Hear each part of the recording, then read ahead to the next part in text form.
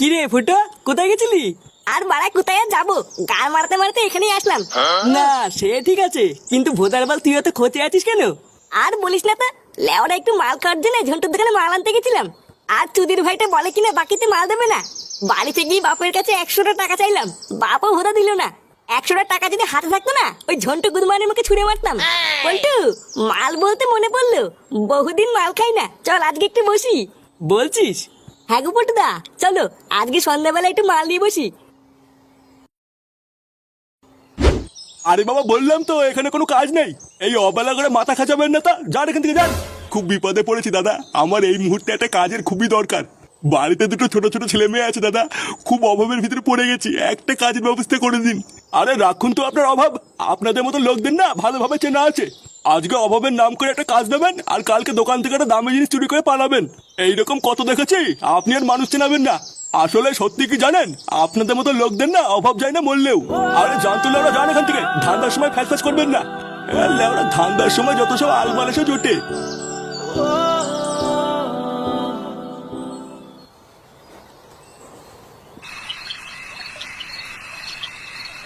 দেখো পটুদা, তুমি যাই বলো তাই বলো, আমাদের কিন্তু মালের টাকা ঠিক জোগাড় হয়ে যায়।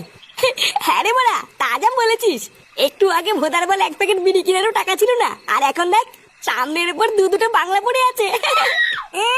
দাঁত কেলেই মরে যাচ্ছে। লেওড়া তুই টাকা দিয়েছিস, চোদনা গাড় ফাটিয়ে আমরা মাল নিয়ে আসলাম, আর উনি দাঁত কেলেই মরে যাচ্ছে। কি বললি তুই ভাই, আমি টাকা দিইনি বলে তুই এত বড় কথা বললি? ফুটো, তুই ফটকের কথা বাদ দে। কেন বড়া, হ্যাঁ বাদ দেবো কেন? লেওরা একদিন একটু টাকা দিয়ে মুখে যা আসবে তাই বলে যাবে নাকি? বাদ দে ফুটো, মাল খাওয়ার সময় ঝামেলা করিস না।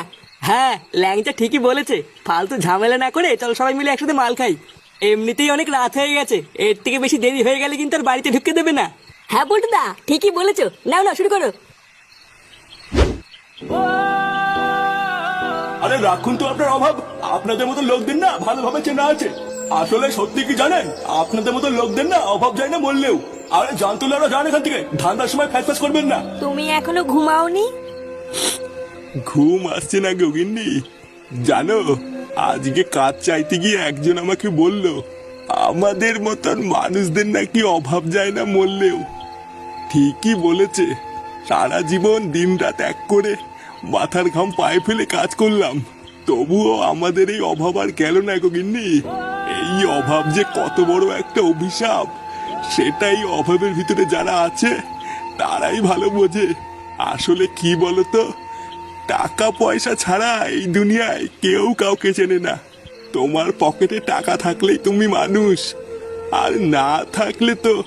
ওইসব উল্টো পাল্টা জিনিস নিয়ে তুমি চিন্তা করো না, দেখবে 2-1টা দিনের মধ্যে তুমি ঠিক কাজ পেয়ে যাবে। হ্যাঁ, পেলেই হয়। নাও, অনেক রাত হয়েছে, এবার ঘুমিয়ে পড়ো।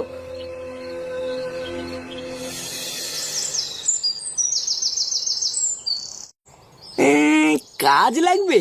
দেখুন, আমার হচ্ছে এই একটা ছোট দেশি মালের দোকান। এখন এইখানে আপনার করার মতন তো তেমন কোনো কাজই নেই। দেখো না বাবু, আমি ভীষণ বিপদে পড়েছি। আমি যে কোনো কাজ করতে রাজি আছি। যে কোনো কাজ? হ্যাঁ, একটা কাজ আছে, তবে আপনি কি সেই কাজ করতে পারবেন? হ্যাঁ হ্যাঁ বাবু, আমি সব কাজ করতে পারবো। তুমি বলো না কি কাজ করতে হবে। না, তেমন কোনো কঠিন কাজ না। মানে ওই মাতালটা মালকে দোকানের সামনে যে বোতলগুলো ফেলে দিয়ে যাবে, আপনি শুধু সেইগুলো পরিষ্কার করে রাখবেন। স্পষ্ট ভাষায় বলতে গেলে দোকানের সামনেটা একটু পরিষ্কার পরিচ্ছন্ন করে রাখবেন। হ্যাঁ হ্যাঁ বাবু, আমার কোনো সমস্যা নেই, আমি এই কাজ করতে রাজি। বাহ, তাহলে তো হয়ে গেল।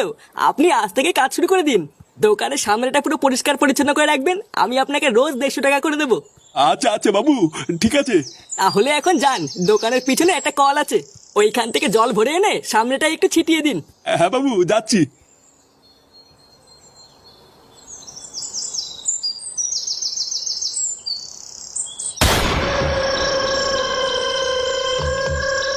একই তোরা এখানে? বারার বাল, কালকে ফুটো মাল কিনতে আসলে তুই ওকে কি বলেছিস? আমি কই, আমি তো কিছু বলিনি।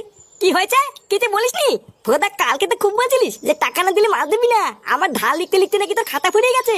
হ্যাঁ তাই তো, এত টাকার তো মাল খেয়েছিস, 1 টাকাও শোধ করেছিস?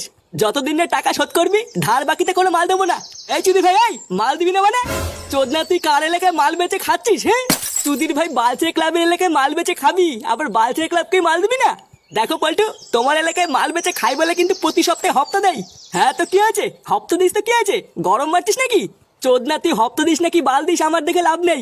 লেওরা বালচে ক্লাব থেকে যে মাল কিনতে আসবে তুই তাকেই মাল দিবি ব্যাস। হ্যাঁ, মগের মূল্য নাকি যে তোমরা আসবা আর তোমাদেরকে ফিরি ফিরি মাল দিয়ে দেবা? কি বললি শান্তির ছেলে, তোর এত বড় সাহস? এ ফুটো, হ্যাঁ বল। এই চোদনার মালের দোকানটা ভাঙতো। আজ থেকে লেওরা এই পাড়ায় কোনো দেশি মাল বিক্রি হবে না, ইংলিশ হবে ইংলিশ। এই কি হয়েছে রে? এই গাড় মেরেছে। এই কি ফুটো, তুই এখানে কি করছিস? এই মানে বাবা, তুমি এখানে কি করছো? এটা আপনার ছেলে? হ্যাঁ হ্যাঁ বাবু, এটা আমার ছেলে। ওটা ছেলে না, একটা পাকা শান্তির ছেলে।